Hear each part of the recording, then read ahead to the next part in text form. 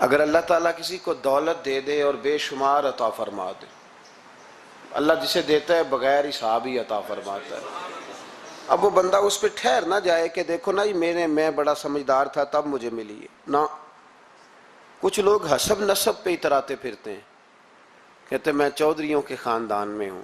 میرا سوال یہ ہے کہ تو پیسے جمع کرا کے چودھریوں کے گھر پیدا ہوا ہے، کیوں الجھا ہوا ہے تو اس چکر میں؟ حسب نسب پہ فخر ہے، علم پہ، عمل پہ، دولت پہ، عہدے پر، اقتدار پر۔ اللہ کو یہ بات پسند نہیں، فرمایا کل من علیہ فان، زمین میں جو کچھ ہے سارا فنا ہو جائے گا۔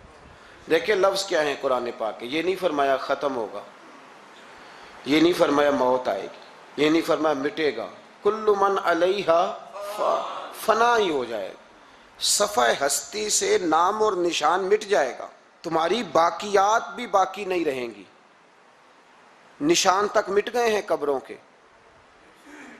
یہ شہر اتنے پرانے نہیں، صدیوں پرانے نہیں یہ شہر کہ 1000 سال ہو گیا یا 2000 سال ہو گیا، یہاں بھی کسی قبر کو کھودتے ہو تو ہڈیاں نکل آتی، اتنے پرانے قبرستان نہیں، پھر بھی کھودو تو نیچے سے ہڈیاں۔ تو رب فرماتا ہے کل من علیہ فان، جو کچھ زمین میں ہے سارا، تو یا اللہ بچے گا کیا؟ فرمایا وَيَبْقَى وَجْهُ رَبِّكَ، بچے گی تیرے رب کی ذات، ذوالجلال والاکرام، جو بڑی عظمت والا ہے اور بڑی بزرگی والا ہے۔ کچھ اولیاء اللہ بچ کیوں جاتے ہیں؟ اس لیے کہ فَاذْكُرُونِي أَذْكُرْكُمْ، اللہ فرماتے ہیں تو مجھے یاد کرو میں تمہیں یاد کروں گا۔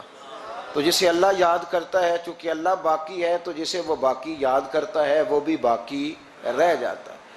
فنا ہے زندگی میں۔ کچھ لوگ اپنے علم پر بڑا، میں دیکھتا ہوں بیچارہ ایک آدمی دیہات کا رہنے والا تھا، بی اے کر گیا، اب وہ کہتا ہے ہمارے، آپ کو پتہ ہے نا ہمارے علاقے کے سارے لوگ ان پڑھ ہیں، تو میں کہتا ہوں تو سب سے بڑا ان پڑھ ہے جو لوگوں کو جاہل سمجھتا ہے، تو سب سے بڑا بیوقوف ہے۔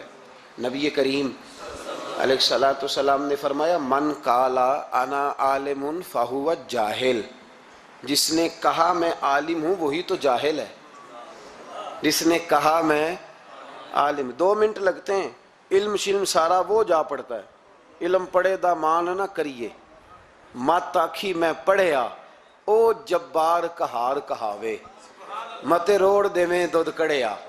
خبردار، اگر 2 ایڑے ترچھے لفظ آ گئے تو جاہلی کہنے لگ گیا ہے، ان پڑھی کہنے لگ گیا ہے، علم کا بہت بڑا غبار لوگوں کو چڑھ گیا ہے، بہت بڑا۔ کہتے ہیں جی بڑی ضرورت ہے جی، بڑا دیکھے نا جی یہ بندہ بھی ان پڑھ ہے وہ بھی ان پڑھ ہے، تو میں نے کہا علم اگر تیرے پاس ہوتا تو اخلاقیات والا ہوتا، تو کسی شخص کے پر کوئی کسی قسم کے جاہل ہونے کا فتویٰ نہ دیتا۔ علم کا غرور، یقین کریں لوگ سلام نہیں سیدھی لیتے، کہتے ہیں میں پڑھا لکھا ہوں جی، میں پڑھا لکھا ہوں۔ ایک صاحب ایک دفعہ مدرسے میں آ گئے تو کہنے لگے کہ فلاں علامہ صاحب کی تعلیم کتنی ہے؟ میں نے کہا آپ کی کتنی ہے؟ کہنے لگے میں نے ایم اے بی ایڈ کیا ہوا ہے۔ تو میں نے کہا ہمارے 4تھے سال کے درس انظامی کے بچے کے پاس آپ بیٹھیں، پورا نہیں، 3رے 4تھے سال کا، تو آپ چھوڑیں ایم اے بی ایڈ کیا ہے، آپ اردو ادب پہ بات کریں، ہم عربی انگریزی کی بات ہی نہیں کرتے۔ عجیب بات ہے یار، پتہ ہی نہیں علم کس چیز کا نام ہے، فقاہت کس کو کہتے ہیں؟ ڈریں۔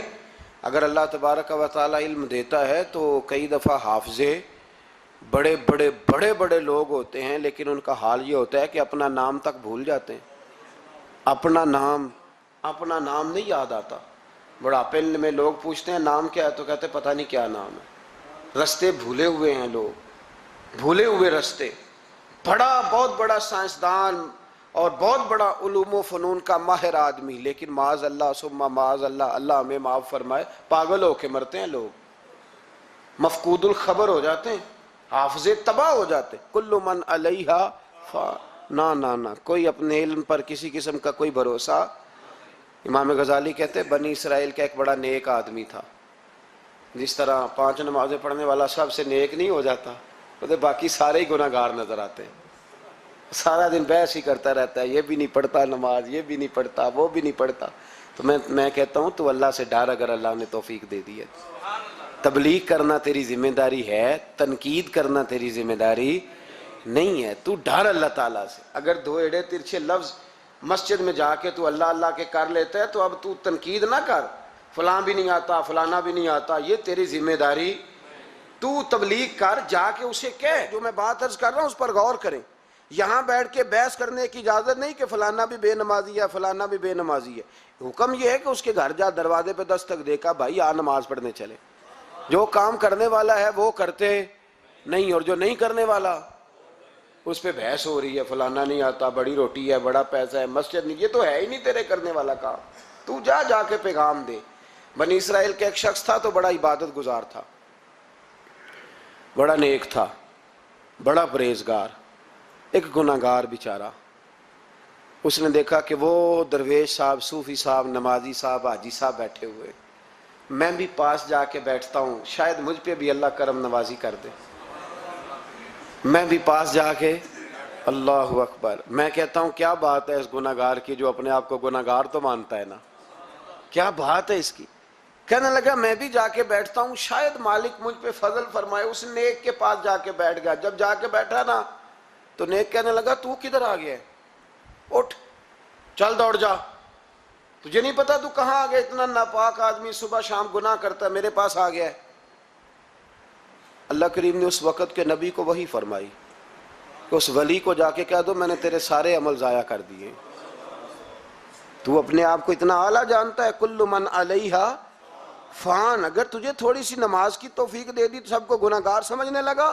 اور فرمایا گناہگار کو جا کے کہہ دو تو نے اپنے آپ کو گناہگار سمجھ کے میرا ولی سمجھ کے صحبت حاصل کیا، تیرے میں نے سارے ہی معاف کر دیے۔